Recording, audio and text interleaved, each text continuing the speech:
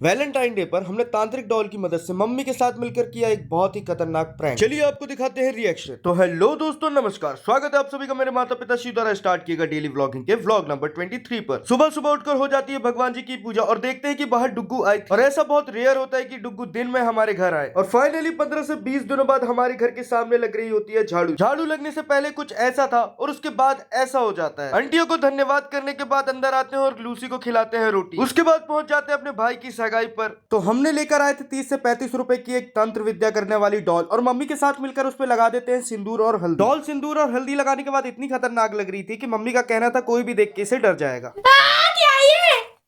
Mummy क्या ये? इसको बाहर फेंक। छी, क्या क्या ले आता है? सगाई से वापस आने के बाद हम बैठ जाते हैं वीडियो एडिट करने के लिए। फिर उसके बाद पहुंच जाते हैं बच्चों को खाना देने के लिए। तो सीन कुछ ऐसा था कि ये दोनों सब्जी वालों ने हमसे कहा था कि हम ही बच्चों को पालेंगे और डुग्गू को, क्योंकि हमारे खाने पिलाने से बच्चे बहुत ज्यादा मोटे और हट्टे कट्टे दिख रहे थे, तो उन्हें वो बहुत ज्यादा अच्छे लग रहे थे। पर उन्हें ये नहीं पता था कि उनके हट्टे कट्टे और मोटे होने के पीछे का राज क्या है। वो सुबह उन्हें बिस्किट और शाम को सिर्फ चिकन या अंडा खिला रहे थे, जिसकी वजह से बच्चों ने और कुछ खाना बंद कर दिया था और वो बहुत ज्यादा पतले हो गए थे। फिर हमने उन्हें मना कर दिया कि आप इन्हें चिकन खिलाना बंद करें, आपसे इनके खाने की पूर्ति नहीं हो पा रही है, तो हम रोज सुबह शाम इन्हें दूध रोटी फिर से खिलाना शुरू करेंगे। वही अंकल का टेम्पो बंद हो गया था, तो वो आग जला के अपने इंजन को गर्म कर रहे थे और फिर हम अंकल को समझाकर पहुंच जाते हैं बच्चों को खाना खिलाने के लिए। बच्चों की लोकेशन पे पहुंचते हैं तो बच्चे हमारा बाहर ही वेट कर रहे थे। फिर उनके लिए दूध रोटी निकालते हैं और दोनों को देते हैं खाना खाने के लिए। दोनों को नॉनवेज खाने की इतनी ज्यादा लत लग गई थी कि उनकी खुराक भी बहुत ज्यादा कम हो चुकी थी। जहां वो प्रति टाइम सुबह 3 रोटी खाते थे और शाम को 3 रोटी खाते थे, वहां सिर्फ अभी ये 1 रोटी और दूध बस पी के अपने मन को संतुष्ट या कहें कि काम चला रहे हैं।